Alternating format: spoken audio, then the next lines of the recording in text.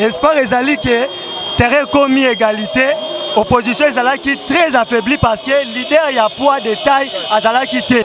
Et le réseau ezalaki ne mutu ya to bengana diverse oyo azokotia biso mbuto oyo azokolinga te peuple congolais basangana po ba partager eloko yango batambusa mboka ndenge sengeli. Mais komona ke na ngambu na biso ba opposants zaki na muta ko défendre mboka te le roi Jean-Pierre Bemba yango ezalaki souci na biso. Bongo Félix Tshisekedi biso tozo sepela kobima ya mwana mboka Jean-Pierre Bemba Gombo oyo bakangaki ye illégalement na boloko ya bamindele. Sentiment leki ya sentiment ndela zawe zanga ite aya awa to mundana mboka.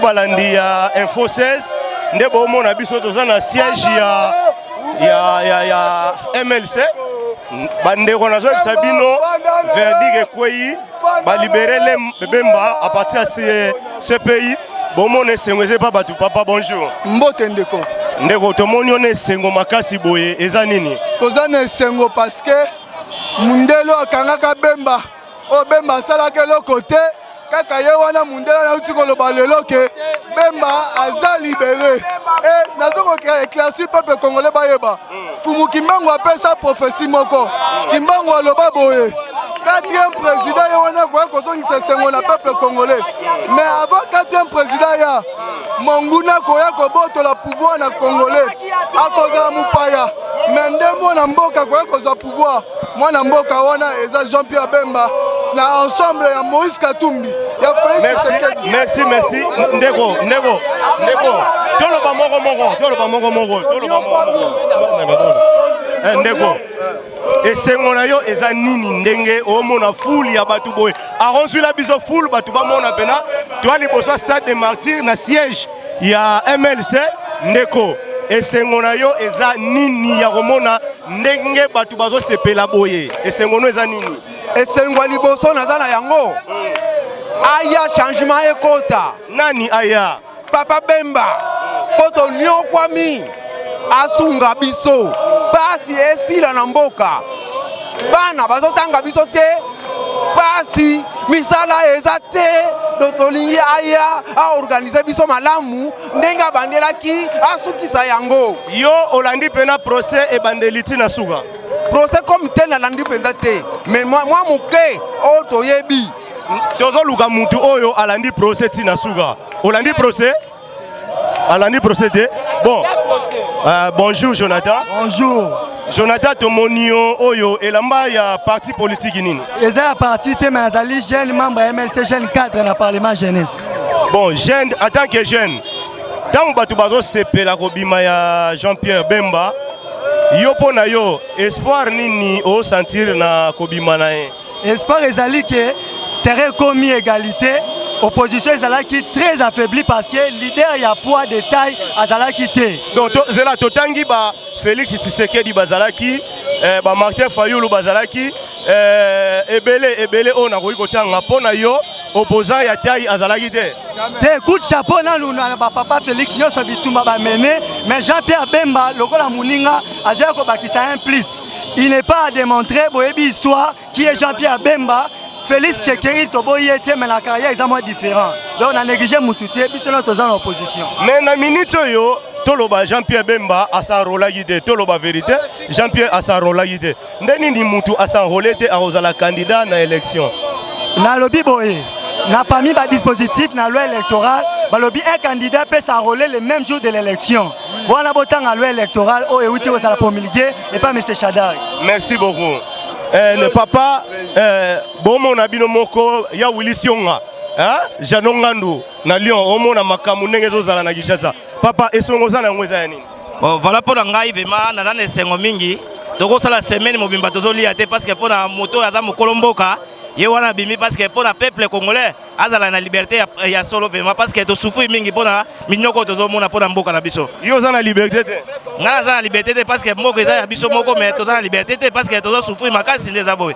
Tozo souffrir parce que moto défendre biso moko azate parce que oya bimi aza mwana mboka za na souci na biso moko. Ko défendre ozolobela wana na bitumba ou bien na nini? Ko défendre wana. Na bitumba te na politique na mayele ya koyeba battre la population parce que oyo eza droit ya mboka moto ya battre yango ezaka mokolo mboka mais oyo eza droit ya mboka te moyo to battre yango eza te. Merci. Ndeko. Yo oza militant ya MLC to oza mutu ya ensemble ya Moïse Katumbi. Mutu ya IDPS oyo tozobenga vraie opposition. Donc esengo toza nango makasi tozawa po tozali na esengo ya libération ya grand éléphant du Congo, les grands opposants. Pas ali kobunda ndenge papa Félix ali kobunda. Donc tozali na yo Félix Tshisekedi aza candidat na présidence de la République. Si autant ozo sepela Jean-Pierre Bemba abimi, tozo comprendre idée na yo eza nini? Idée na ngai ezali positif parce que Bemba azalaki déjà candidat moko azalaki élu démocratiquement par le peuple en 2011. Ozomona, azalaki élu démocratiquement par le peuple à 100%. Malgré Mundele a valorisé ma situation de l'élection de tout le monde qui va renverser le pouvoir dans ma bouche. Allah il fait plaider. Question dans les aboyés. Félix Tshisekedi aza candidat à la présidence de la République. Jean-Pierre Bemba pendenga zoya boy akozala candidat de la président de la République. Yosko yo moko oko se partager ndengeni. Et le rézawana izaki ne mutu ya to benga na diversion o azoko tsamso mboto o azoko lingate le peuple congolais ba sangana po ba partager eloko yango batambusa mboka ndenge sengeli. Alors souci na to ya laki bango nyonso to ba sangana po na ko bengana nanu le leader o azali ko kabula biso mboka a morceau oh non tout ba diaspora azali ko ganga bozali ko mona te peuple congolais prenez-vous en charge. Merci beaucoup ndeko nanga to kati koto ndeko. Excusez ndeko. Oza membre ya MLC? Naza membre ya MLC. Bon, oza membre ya MLC. Lelo tangu olandi ke ba libérer Jean-Pierre Bemba. O se senta kindeye nini? En tout cas, place Nazalaki na vraiment na esengo makasi au sentir que ba libérer ou aza opposant ya makasi na kati ya mboka na biso parce que loka liboso bonto ye beza ke pona obundana adversaire ba pesa adversaire à taille muto aza poids moko na ye mais komona ke na ngambu na biso ba opposant zaki na muto ko défendre mboka te le roi Jean-Pierre Bemba yango zaki souci na biso. Bongo Félix Tshisekedi. Félix Tshisekedi aza mwana par rapport à Jean-Pierre Bemba aza na ye opposant mais aza vraiment na ba potentialité le roi Jean-Pierre Bemba te yango moitango Bemba lelo to la na mato na soki non aza quitté na makambo se pays ça les sengo parce que aza adversaire à taille pas ko bundela peuple congolais na pas to za nango parce que l'autre za ba étudiant mais to tanga na passe te batali sur la bourse te mais yeso kazongi na mboka te bi que changement aux ala sengo na biso. Merci beaucoup. Ouais, bonjour mon frère. Bonjour camarade. Ndeko oza membre ya ensemble te oza membre ya MLC. Tenaza membre ya ensemble. Bon, yo membre ya ensemble et ça lit bien. Si vous avez combien de candidats présidents de la République? Bon, candidat à Zébélé. Katumbi se prononce qui? Monsieur Dozali. Nos pays de PS na Félix. Se prononcer ce que Bazali. Et puis Manon a se prononcer. Martin Fayoul. Mais néanmoins, vu son rang, en 2006, je crois qu'il va encore se prononcer comme candidat à président de la République. Il y a candidat président de la République. Mais ce qui est plus important pour nous, les forces seront réunies. On a une force de l'IDPS, une force de Katumbi, une force de MLC pour chasser les ennemis du peuple. Parce qu'on a assez souffert. Les mandats avaient déjà pris fin longtemps.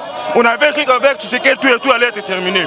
Les papas étaient morts. Maintenant, les gens continuent à nous amener des reports avec LRG, avec Corneille Nanga. Avec Jean-Pierre Bemba, vu sa force. Je crois que ces bêtises vont continuer. La force dont vous nous parlez, c'est la force militaire ou comment? Bon, on ne peut pas invoquer les aspects militaires pour le moment, parce qu'on est dans la démocratie. Parce que nous, on avait voté. On avait cru que celui qui avait pris le mandat allait faire le temps qui était prévu. Maintenant, il a débordé, il ne veut plus partir. On sait de quoi faire. L'IDPS a fait ce qu'il veut faire. Katoum, avec un ensemble, on a fait ce qu'on pouvait faire. Mais jusqu'à là, on n'en sent pas vraiment quoi que l'idée d'organiser des élections. Que les pouvoirs puissent passer par la voie pacifique. Mais quand on ne fait pas ça, avec Jean-Pierre Bemba, je ne crois plus, hein, ils vont encore continuer à faire la même chose. Ils vont tenter de le faire. Ils vont recevoir ceux qui vont leur faire partir maintenant. Merci beaucoup mon frère. Bonjour cousin, tu es Ngana posa o expliquer ba Congolais surtout ba o baza libanda. Tant moni bino na siège awa, bozo sepela.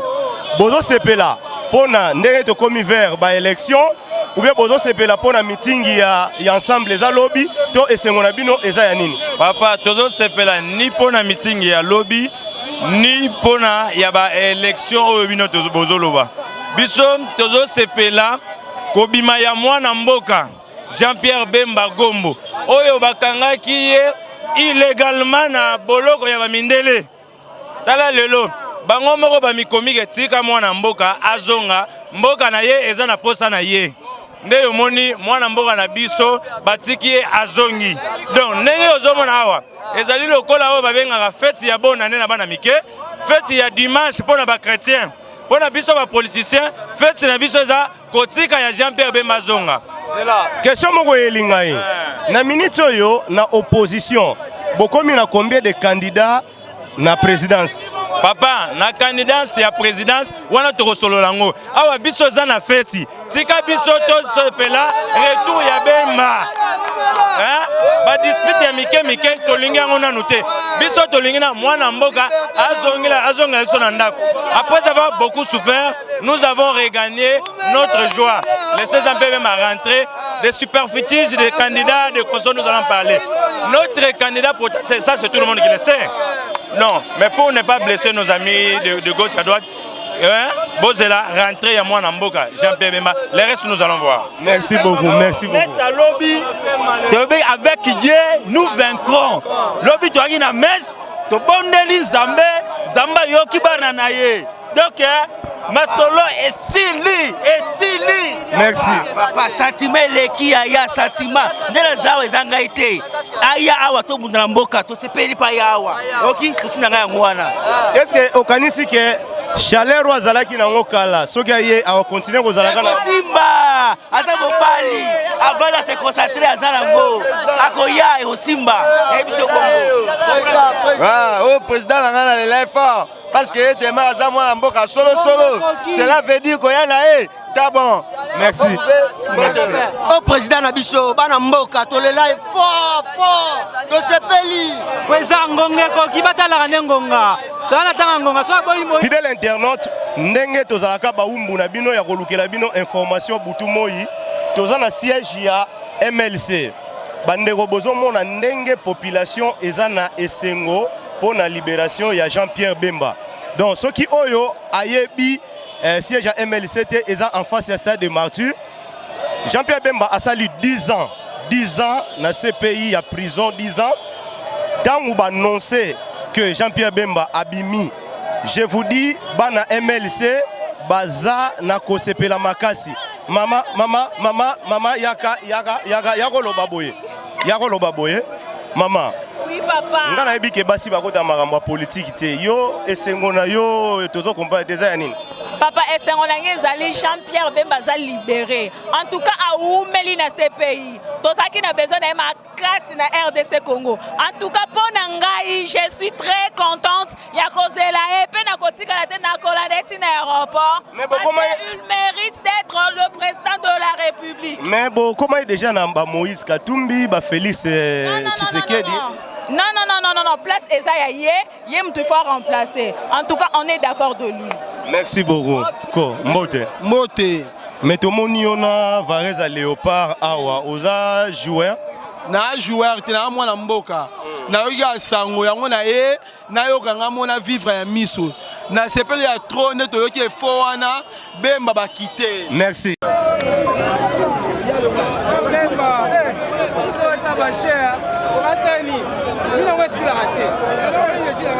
Bandeko bouti kolanda bana ya MLC bana ya Congo oyo balaki sibino combien de fois bazana esengo ndenge ba libérer Jean-Pierre Bemba Gombo bandeko na ngai tozotala bataille sikoyo terrain komi ya kofungwama totala nani oyo akoganye to nani oyo peuple congolais ezolinga nakoki clôturer boete 5 na pesa ba oya ngai mbote Jano Ngando na Lyon na pesio mbote siko zali frère Richard Madega ozo sentir plein aron lagisa ndenge plein zali et pas faire Richard Madega papa Maxime Zowen Kiambi so zalaki na kino linga ko vivre spectacle et salema awa ya kosakana te na pesi mote na Rebecca Bilendo makambo ezaka ya Rebecca mais soto kotiango boye c'est que makambo bena ebebi makasi na pesi mote et pas ba nyonso balingaka biso balingaka info 16 eloko oyo esalemi eza ya lelo mais ba yebisi ngai fête ezo